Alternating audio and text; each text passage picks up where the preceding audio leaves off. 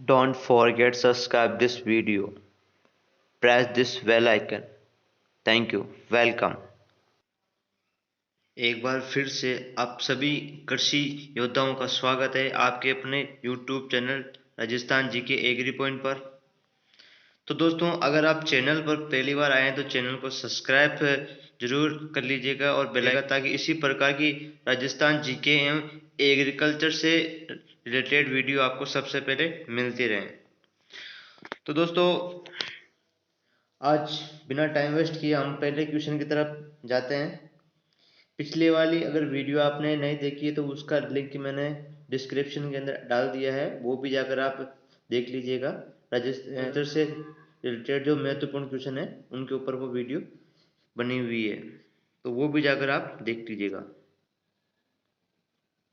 आज की हमारी पहला क्वेश्चन है, मालवी नस्ल राजस्थान में कहाँ पर पाई जाती है। ठीक है दोस्तों, मालवी नस्ल है, अगर हम पूरे भारत की बात करें तो मालवा क्षेत्र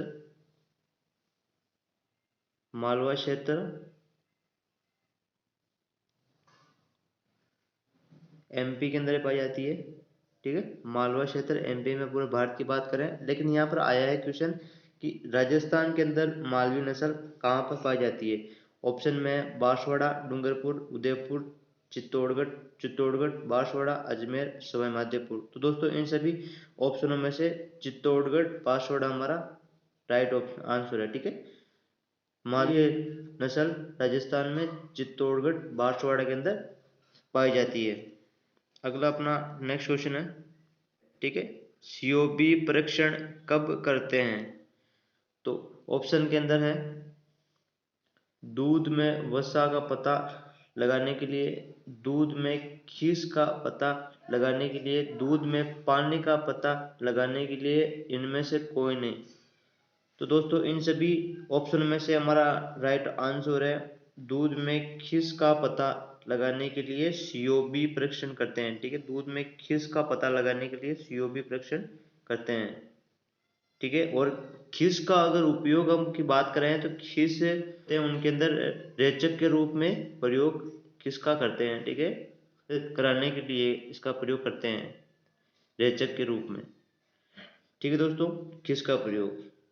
और अगर हम अगले की बात करें दूध में पानी का पता लगाने के लिए, तो दूध में पानी का पता लगाने के लिए लैक्टोमीटर का हम प्रयोग करना करते हैं। ठीक है, अगर दूध के अंदर पानी मिलाया हुआ है और हमें उसका पता करना है तो लैक्टोमीटर का यूज हम करेंगे।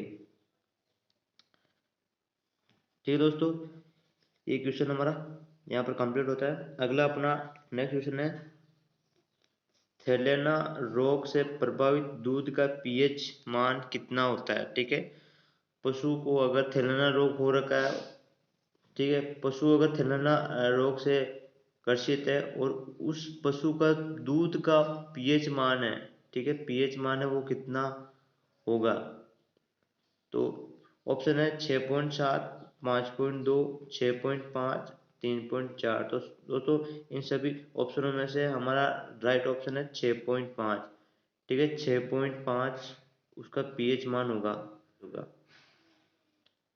अगला अपना नेक्स्ट क्वेश्चन है, बकरी के दूध का पीएच मान कितना होता है। ठीक है, बकरी के दूध का पीएच मान कितना होता है। तो बकरी के दूध का पीएच मान बताने से पहले मैं आपको एक चीज बताता हूँ स्केल के बारे में। यहाँ पर है, यहाँ पर 1 शुरू हो रहा है, यहाँ पर 7 है, यहाँ आते ही हो जाता है उदासीन। ठीक है, उदासीन से ऊपर होता है, यहाँ पर ये लास्ट ये संख्या होती है चुकदा तक ये होता है। 7 से ऊपर की तरफ का जो होता है एरिया होता है वहां पर होता है क्षारीय, और 7 से नीचे की तरफ होता है वो होता है अम्लीय, और 7 पर होता है उदासीन। ये स्केल की बारे में जानकारी है। तो दोस्तों, यहाँ पर हमारा क्वेश्चन है बकरी के दूध का पीएच मान कितना होता है। तो पहले दोस्तों बता दूंगा, बकरी का जो दूध होता है वो क्षारीय प्रकृति का होता है। ठीक है, तो यहाँ पर देख लीजिएगा आप, बकरी के दूध का पीएच मान 7.5 से 8 होगा। ठीक है, 7.5 से 8 होगा। बकरी का दूध क्षारीय प्रकृति का होता है, तो उसका दूध दूध का पीएच मान कितना होगा? 7.5 से 8।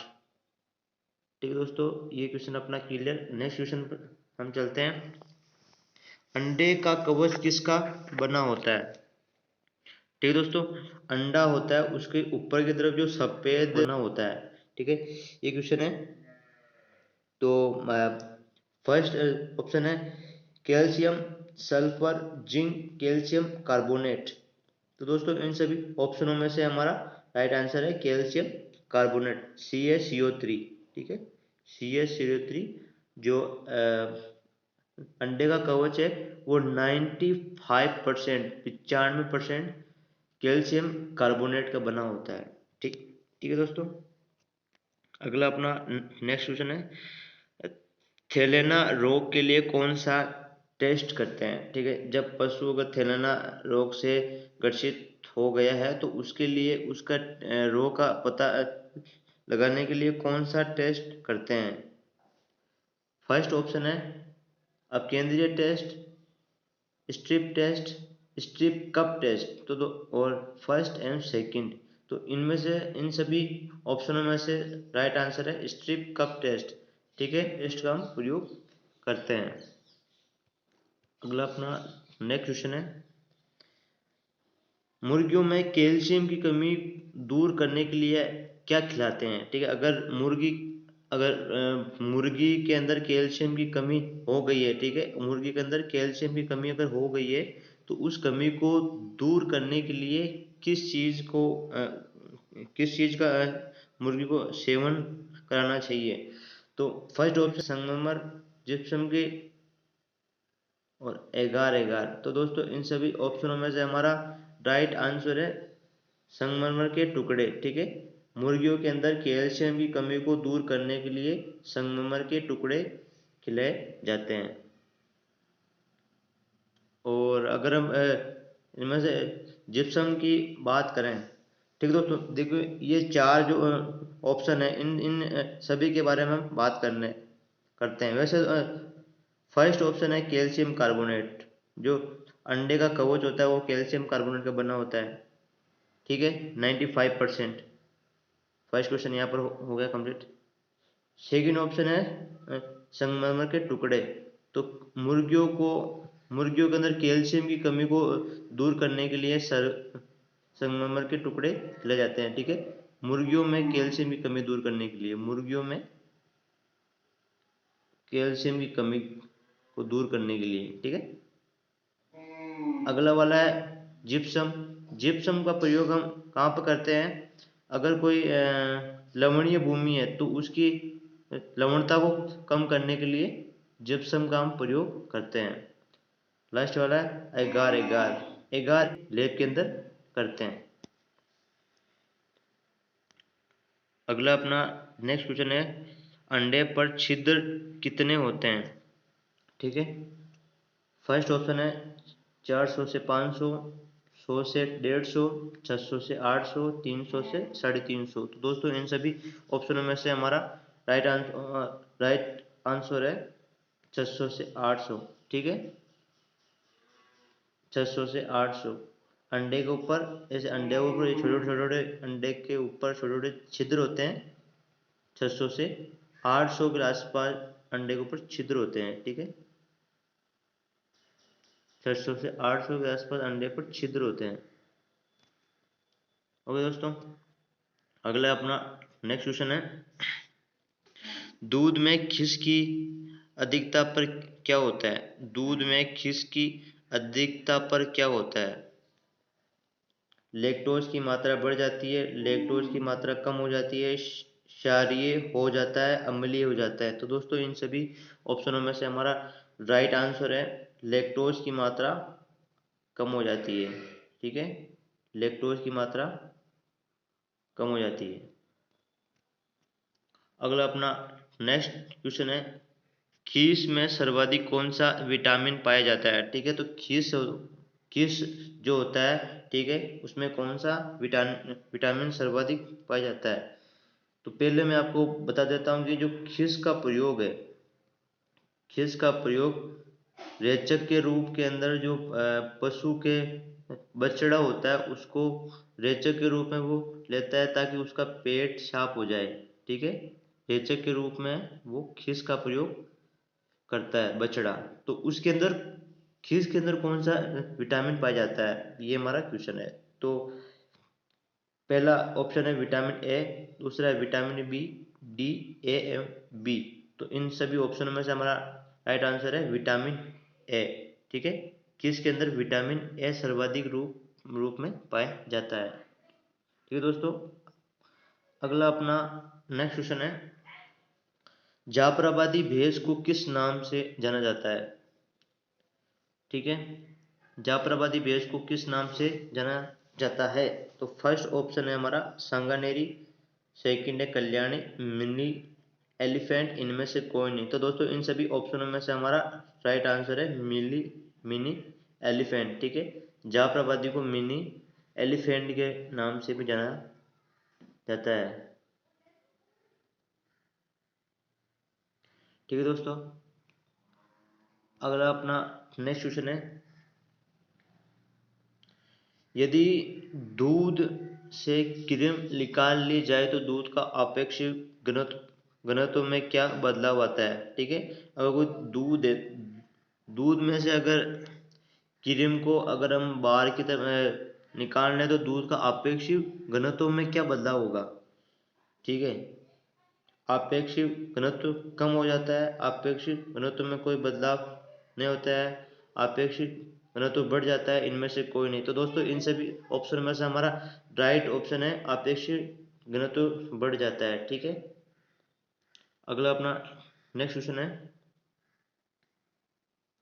सेपरेटा दूध का आपेक्षिक घनत्व कितना होता है। ठीक है, तो दोस्तों फर्स्ट हमारा ऑप्शन है 5.073, 1.04, 1.037 और 2.56। तो दोस्तों इन सभी ऑप्शनों में से हमारा राइट आंसर है 1.037। ठीक है दोस्तों, 1.037 सेपरेटा दूध का आपेक्षिक घनत्व है। अगला अपना नेक्स्ट क्वेश्चन है, बकरी का वैज्ञानिक नाम क्या है। ठीक है दोस्तों, तो फर्स्ट ऑप्शन के अंदर है बोस इंडिकस, कैमलस, केप्रा हिरकस, केजेला केजेला। तो दोस्तों इन सभी ऑप्शनों में से हमारा राइट आंसर है केप्रा हिरकस। और एक चीज और आप इसके साथ ही याद कर लीजिए, बकरी को एटीएम भी कहते हैं, एटीएम, इसके साथ इसको चलता फिरता फ्रिज भी कहते हैं, चलता फिरता फ्रिज भी कहते हैं, और इसे वनस्पति का शत्रु भी कहते हैं। ये इंपॉर्टेंट है दोस्तों, वनस्पति का शत्रु भी इसको कहते हैं। ठीक है, वनस्पति का शत्रु भी इसको बकरी को कहते हैं। इसके अलावा ऑप्शन के अंदर है, एक फर्स्ट ऑप्शन है बोस इंडिकस, बोस इंडिकस जो भारतीय गाय है। ठीक है, जो देसी गाय है उसका वैज्ञानिक नाम है, देसी गाय को वैज्ञानिक नाम है बोस इंडिकस। ठीक है, बोस इंडिकस देसी गाय का वैज्ञानिक नाम है। अगला है कैमेलस डोमेस्टिका, ये ऊंट का वैज्ञानिक नाम है। ठीक है, ऊंट का वैज्ञानिक नाम है। तीसरा आपको मैंने बताया दिया केप्रा हिरकस, ये बकरी का वैज्ञानिक नाम है। अगर ये वीडियो आपको अच्छी लगी है तो वीडियो को लाइक कीजिए, चैनल को सब्सक्राइब जरूर कीजिएगा ताकि इसी प्रकार की जो राजस्थान जीके एवं एग्रीकल्चर से रिलेटेड इंपॉर्टेंट क्वेश्चन की वीडियो आपको सबसे पहले मिल सके। धन्यवाद।